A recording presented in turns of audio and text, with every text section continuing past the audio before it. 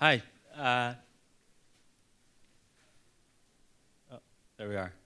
I'd like to thank Burak for inviting us. This has been incredibly generous. I'm very excited to be here. And thank you to all of you for allowing us to present about our company, Liwwa. We actually created the company 15 months ago when I was still a student at Harvard Kennedy School of Government.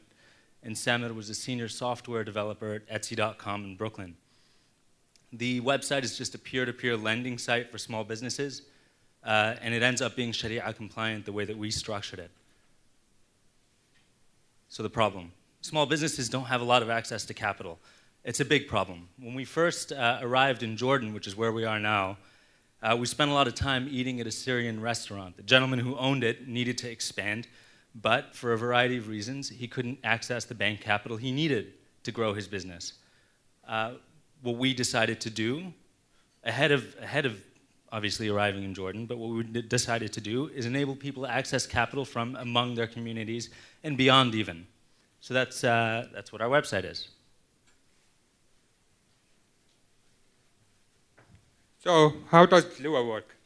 You have Zainab, who is a very hard-working businesswoman. She has a pizza restaurant, and she would like to buy a delivery vehicle for her restaurant for $10,000.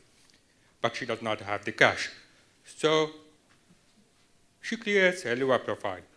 And then a group of investors, in this example, there are 3 investors, they pool their money to collect $10,000 so that we can purchase the asset.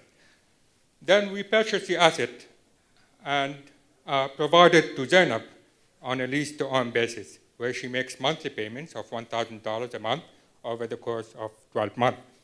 After 12 months, she would have paid $12,000, and she would own the car. The $12,000 go back to the investors.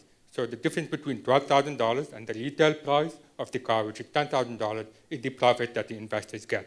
Furthermore, this transaction revolves around asset exchange. We buy the asset and resell it to Zainab, and that is what makes it Sharia compliant.